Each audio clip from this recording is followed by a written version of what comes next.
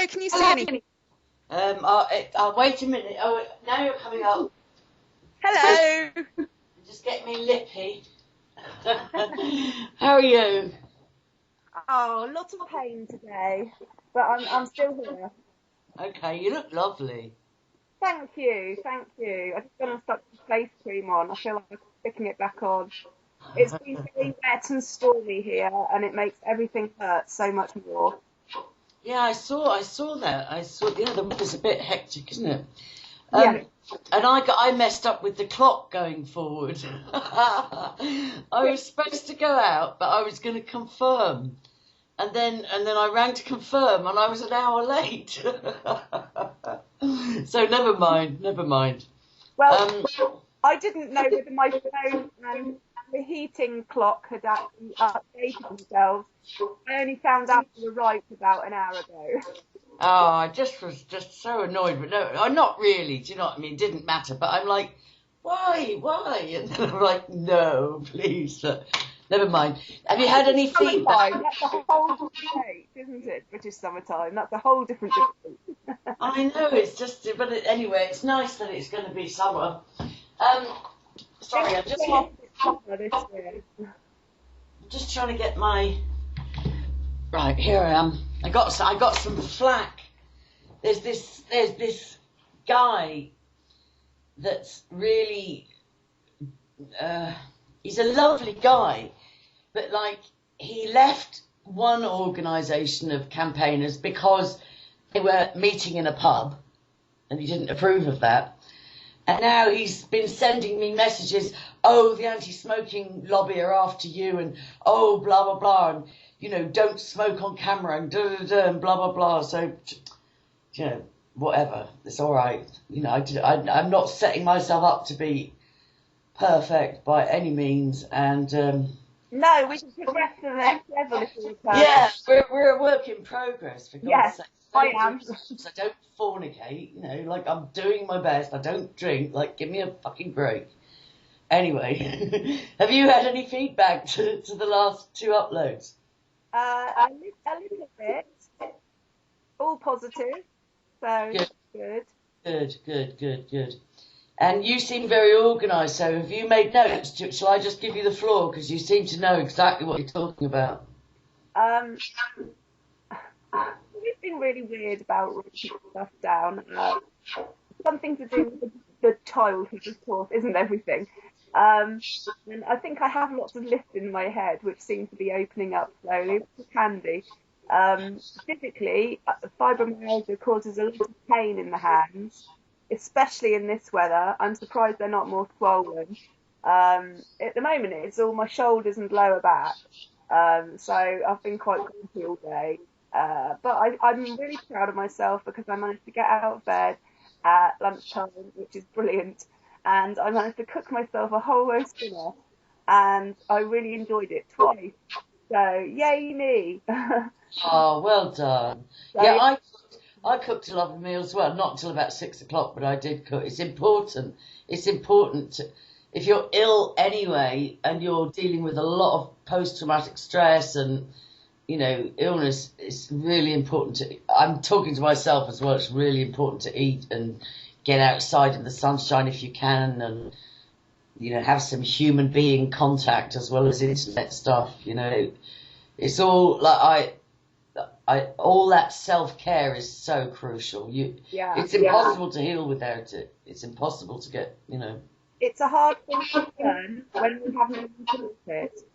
Yeah, when the whole world has told you that you're not worth shit, it's hard to tell yourself, I'm worth it, I'm worth it, I'm worth it, I deserve to eat, I deserve to, take care of myself, I'm worth it. It's like reversing everything that you've been led to believe. Yes. One of my lovely friend's parents, who was from the church, Auntie Jenny, bless her, said it's... One of your friend's parents that was from where? My lovely friend from... I was brought up in Christian Science, and one of my friend's mums, she's an amazing woman, and I'm still in touch with her. They're very supportive. She said it's learning to fall in love with yourself. Yeah, and that's not a sin. It says it says love your neighbour as yourself. Well, how can you love other people if you have self-loathing, which is like the epidemic of our times? It's not even if some. It doesn't have to be a religious thing, but like even in the Bible, there's a prayer, the prayer of Jabez, and it's somebody praying for themselves. It says, I pray that you would bless me very much indeed. I pray that you would enlarge my territory.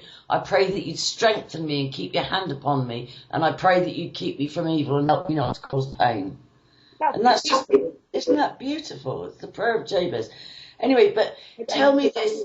I'm gonna just ask you, because you've sent me information over the few weeks we've been messaging, and some of it's very, very serious. Where are you at about disclosing some of that? Well, do you remember the first time we tried to talk and it all went a bit windy? Yeah. Electronics. Oh my God, my phone is tapped again. I just can't believe it. It's no surprise to me, really. But yes, shall we start from the beginning? Like we started with the childhood stuff. Okay. Because I went through things and then you stopped me. I won't interrupt. That's a bad habit of mine. Sorry. My medication. I take Ritalin, but it's worn off by now. But I interrupt even on Ritalin.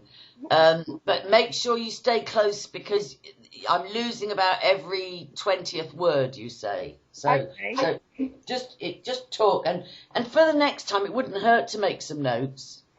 Just because it's hard it's triggering, so it's hard to stay on track.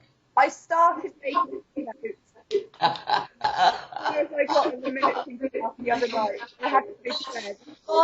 That's fine. Go. It's an old scrapbook, actually. Right.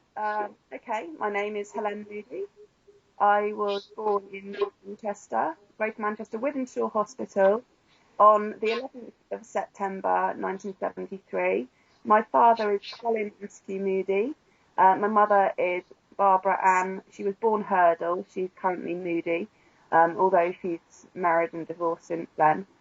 I don't remember much of being with my family. They met when they'd both been widowed, and they met at a Christian Science church and got together a year or so after my dad was widowed. He had two daughters originally. Hold on, the sound quality is suffering. Hang on. It's sounding very garbled. It's all right. Hang on. Just speak clearly. It's not your fault. We know it's not your fault. I have to remember the enunciation lessons I have. Yes, elocution. We had to do elocution at the convents. Oh, I had to do elocution at home. Oh, wow. Yeah. So my parents met and married. My dad had two daughters already who were 12 and 15 years older than me. He was in the Navy for his first job. His first job was diving with a knife and prizing limpet mines off the ships in Bremerhaven, World War II. And was joined by a cat. Meow. And so he did that in, I think, 1945. He was there because he was born in 1925. Oh, we have company. Come on, then. Come on. Come on. Come on. A cat's ass right in centre picture. Oh my God. Right. They're the only things that own me. That's all that owns me in this world now. The rest of me is mine. They say it's a sign of vulnerability with cats when they show you their rear end. Oh, right. Sorry, pussycat. I'll say hello to the cat. What's the cat's name? That's Millie. She's hello, Millie. Now. She's not impressed I picked her up. I'm sorry I made you feel vulnerable, Millie. Okay. Yeah. So when my dad and my mum were together, he was a chartered surveyor. Right. For the motorways around Manchester. For the what? The motorway building. Okay. Very interesting. And apparently both my sisters got jobs in the service station when they were building them. They built them up so that they'd be serving the workers before they had the staff there because they were still building the roads. And I think we lived in Sale, Hale, Altrincham. I don't quite remember. I've got it written down somewhere. I don't remember living with them at all. We left when I was 2.5 because from pretty much the moment they conceived me, my parents were fighting horrendous domestic violence. I have no idea how much was who because I don't remember any of it. My first living memory is actually in the first refuge in Manchester, I believe, which would have been 1975, 1976. So yes, that was an interesting memory. And you were a victim of the abuse as well, weren't you? Didn't you tell me that? Yes, I was a battered child in the womb onwards. My mother was actually hospitalised 6 weeks before I was born for her own safety and mine. Yeah, they pretty much beat themselves and beat each other up on everything. And my mum lost peace over this. I have no contact with my dad's family, sadly. I have met him a few times, but that was a lot later on. I remember we moved to a little flat, and we had a little flat in, I don't know, some suburb of Manchester, and lived there for a while. And I remember all the pictures of the Queen up in there and little flags and stuff. And one of my first memories up in Manchester, just out and about, was preschool having to wave flags by the motorway road for the Queen's Jubilee in 1977, and wondering why we were all standing there forever and ever in the heat. It was stonkingly hot that year. It was nearly 76. I was in London. I was working in Chelsea, and I was disgusted, but I got paid treble time or something. But yeah, it was hot. Yeah, it was really hot. So we moved down here in 1977 in the August, and shortly afterwards, here is Dorset. Shortly afterwards, we went to the Bournemouth rail station and saw the Queen's Jubilee session there as well. Crazy packed. And at that point, platform number 1 was the royal platform. Sorry, I didn't hear that. Platform number 1 at Bournemouth station used to be the royal platform for the royal train only. Oh, I never heard of that. Did Prince Philip come to Bournemouth much? They were together for that one. I don't know, but there's a lot of royal collections down here. Diana always used to come down here. Camilla Parker Bowles half shared in a club. Say it slowly because the sound is awful. Sorry. So, who used to go there? Who used to say the names again? I believe Tom Parker Bowles had shared in a club in Bournemouth, which was called the K Bar. What was it called? I think it was the K Bar. Okay. All right. And there was lots of press about the princes coming down here. I mean, Diana used to come down here quite regularly, didn't she, with her Jaguar? People used to spot her coming down to hide away. And very pretty land, Dorset, actually. Very lovely place. It's been a home on and off for me many times. I think I haven't done. So were Camilla and Tom married? Did you say Camilla came down quite a lot? I don't know. But of course, the road is Poundbury. I'm not that far from Dorchester. That's only 12 miles. Okay. And that's near Charles's place, is it? Yes, and Maiden Castle that's in Dorchester, that's part of the Duchy Estates as well. Right. The Duchy of Cornwall, or whatever it is, yeah.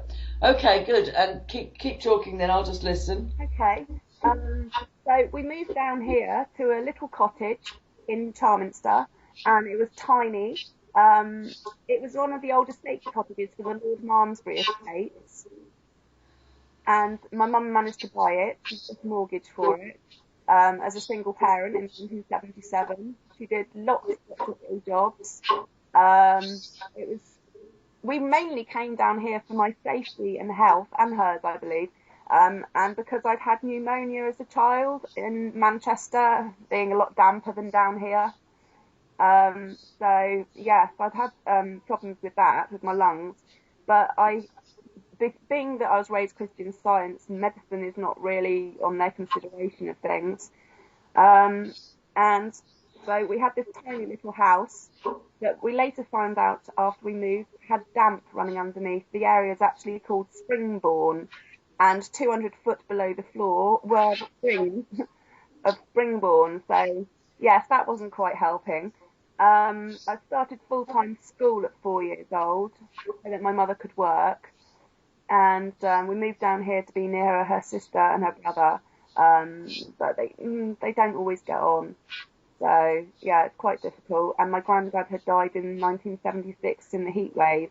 He'd passed on, and he's the gentleman was in the RAF, doing PP and morale and cipher and possible photographic recon. But I don't think he flew, so I'm really not sure yet. No, my dad didn't fly either. He wants to be a pilot. I think his hearing, well, you never know, we get told legends, but Yeah. they have to be an A1 health, I think his hearing, and then he was going to be a aircraft engineer, and then he got seconded into catering, which I think was just a good cover for being moved around a lot, because if somebody's in the catering corps, you've got a good reason to go anywhere. They want their chef, they're going to get them there. Yeah. Yeah. Okay, so your dad was, that's it, very interesting. It's very interesting. So yeah. No, is that your dad or your granddad? Dad. Mum's dad, sorry, okay. He was called Edmund Vincent Hurdle. Okay. And it's believed that his dad was an Italian Jewish refugee. He married my great-grandma, and apparently there was a bit of a family scandal because he took her name. He didn't keep his name, so I don't know how to trace that family history. But he came over here, they married, fell in love, he got pregnant, and then at some point he died, and she raised my granddad on her own, and she ran a school. And it's one of the few schools in the area people know very little about. I've got house names on, you can have a look at them on my Facebook actually. They're in my ancestry folder on Facebook. But yes, it was amazing. She ran a school for boarders in an old Victorian house that was actually, the plot was bought originally off the second estate sale of the Shelleys. And when Mary Shelley and Percy Shelley had passed on, the land was sold, and these people bought some of it, and she bought the house off of them. So it was a really beautiful plan. It was amazing. And let me just hold you on something. I just want, whenever we find common ground, because I've interviewed several people with similar dot joining things coming up. And I'll put you in touch with them. But I just want to say that the thing about, it's interesting, the Italian connection and changing the name, because my daughter's father also changed his name. He uses his mother's name, Strano, instead of his family name. And his explanation was that his parents came from Sicily at a time when whole generations were wiped out with feuds. And he said to me, if ever I took our daughter back there, I wasn't to say the family name. Yeah. But it's kind of, I just wanted to flag that as something that's come up more than once. So sorry to interrupt you. No, that's interesting. Well, originally I was told the family came from Sicily, but then I was told they came from Naples. So it's hard to tell.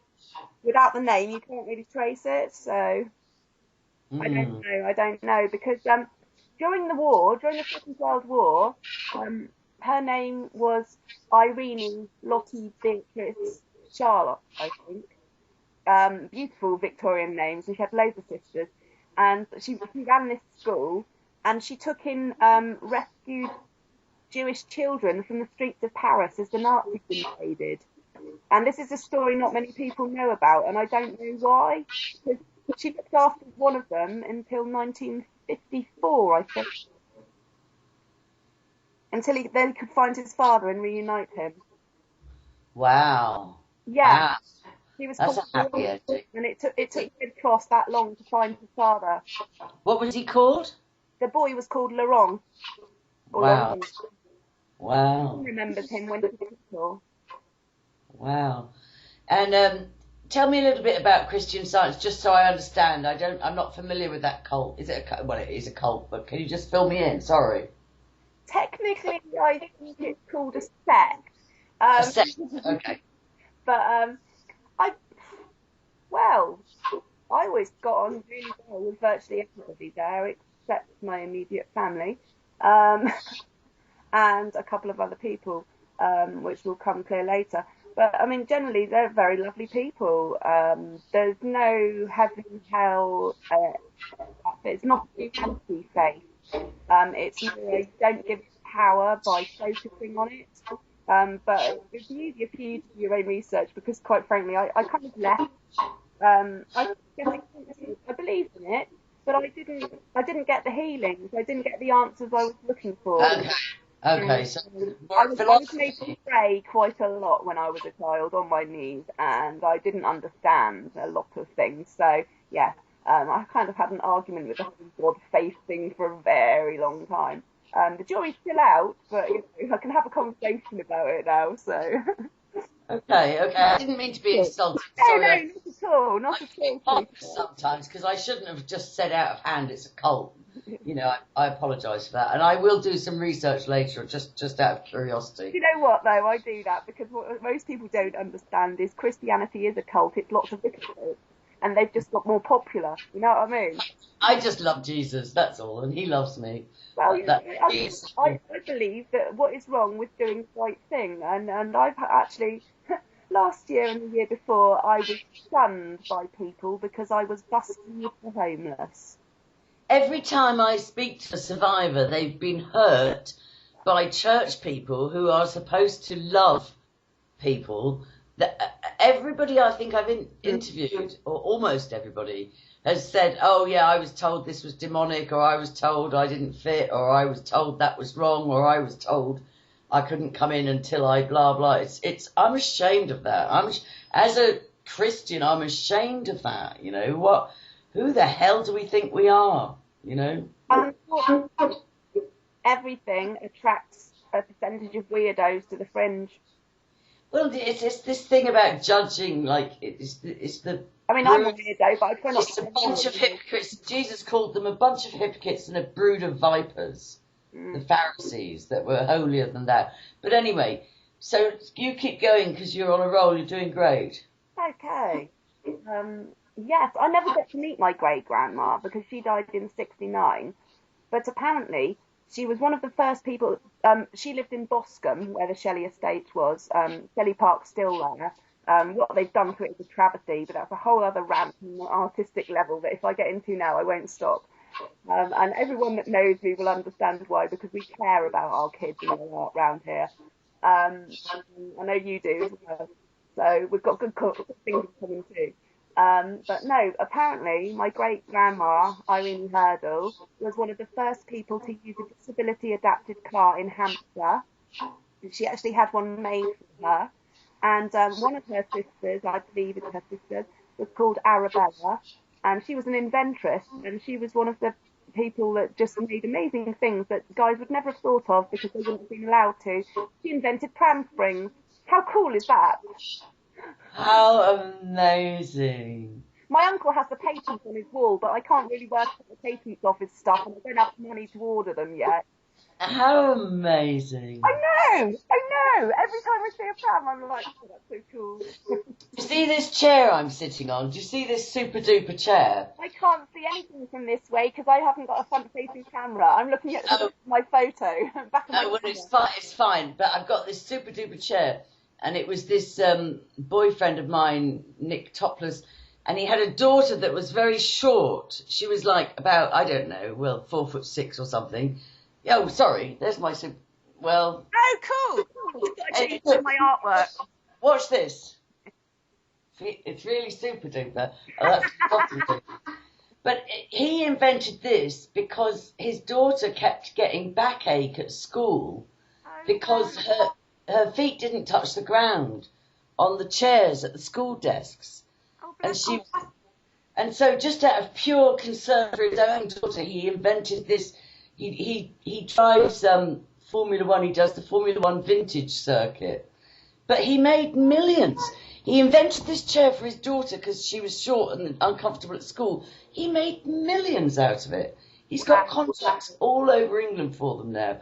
And we didn't catch up for decades. And then when we did, he sent me a chair. Wasn't that so sweet? Anyway, that's a total digression. So where were we? You've got to help me stay on track. Right. No, so, yeah, no, you said she invented springs for prams. That's awesome. The names you're saying are very important. So when you say names, say them clearly. And have you looked at Kathy Morgan's website yet? Truth Movement UK, or is it MK Ultra UK? I know she's going to want to hear what you're saying. Oh, wow. I'd love to speak to Kathy anyway. Yeah. Strangely enough, it was you, Nina, and Kathy I thought I had the most things in common with. Yeah, for me it was Nina, Kathy, Miles, and James Casbolt. It's just you resonate. You hear somebody and you go, oh, and it's like, it's a recognition, isn't it? Yeah, I know, I hear that. So anyway, carry on then. Yeah, so that's my mum's side of the family down here. No, that's my mum's dad's side of the family. Yeah, hurdle, what's the beautiful name? It comes from the people that used to make the hurdle in the New Forest. Okay. Her branch. Yes, technically now it's Dorset because they changed the boundaries, but it was Hampshire before, Boston. So, yeah.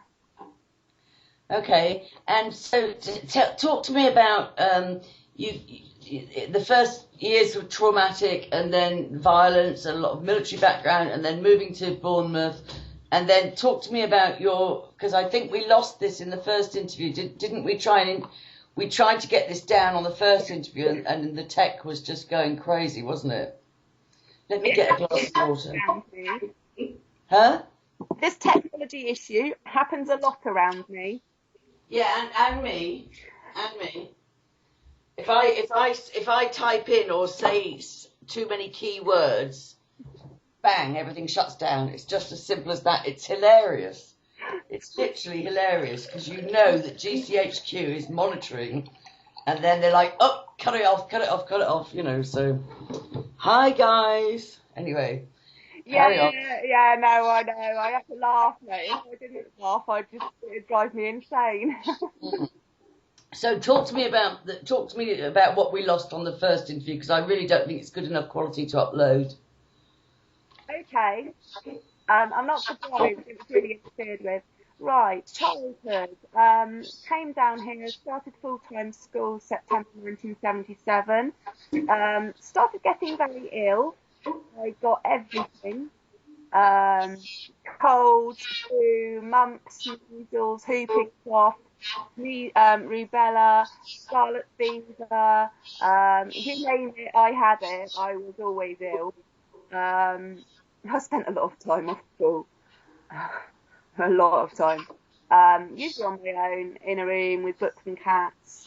Not much has changed, so I'm in a room with books and cats on my own. Funny old way, isn't it? But this is by choice mostly now. No, I was very lonely as a child. I didn't get to mix with many people. My mum was very busy. And as an adult, I have to say, I admire the fact that she worked up to 7 jobs at a time and kept a roof over our heads and fed us. However, some emotional content would have been nice, really. She doesn't know she's ill. I know she's been ill for a very long time, and from the life I've had, I can kind of understand why. Yeah, it was like living with 3 people, really, which is very hard for a child to understand. Do you think she had dissociative identity disorder before it was even like acknowledged what it was? Do you think she had what they used to call multiple personality? Very likely. Yes, very likely. Um, yeah, there was the one that was always busy. There was the rare one which would take me out and do fun childish things and hang all the rules. Yeah, that was good. I like that one. Don't worry about getting to school. We'll go and play on the beach today. That was always good. You know, that kind of thing. Yeah. Taking me to church when she was doing the cleaning there, and I used to like just like to dust under the pews on my belly. I liked that. That was good because it sloped downwards. But no, then there was the other one, which was a really harsh taskmaster at best, religious to the extreme, um, and a pushy stage mum. So yeah, it it was intense. Sometimes we had foreign language students stay, and that was wonderful. They were lovely. Brought some amazing stories from around the world and gifts for me, and it was just brilliant to have other people in the house. It was just amazing. Um, but most of the time, I had to give up my bedroom for that and sleep on the floor. Um, and that continued for most of my childhood, actually. I didn't get my own room until I was 15. Um, so, yeah, um, I was ill a lot and I was allergic. I have allergies and intolerances to quite a lot of things.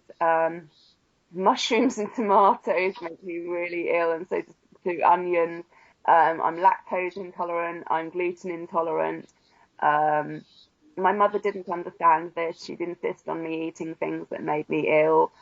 Um, Her behaviour patterns were bizarre. Um, and for someone that didn't believe in medical stuff, I used to get taken to the doctors in the hospital. And yeah, Oh, did you? Now that's interesting. yes. And also, every time I got taken to the doctors or the hospital, particularly, they used to go beep behind the screens, and nobody ever pulled me up on it, which is baby Hang black. on. First of all, put your head. I can't see. You're only. I can only see your. From yeah. Let me see more of you. That They better? used. They used. To, oh, you mean they used to talk quietly behind the screens about you and not Yes, to you? Yeah. yes, Okay. yes, on about baby battering, but nobody ever followed it up. Um, They would talk about what? they were talking about baby battering, but they never followed it up. They never pursued her. Nobody ever pursued her. And I think Did your? Do you mind me asking? Was your mother violent with you? sometimes, mostly, it was nasty, neglectful, or downright bizarre, really. Um, yes, she deportment and elocution I had to do at home with her because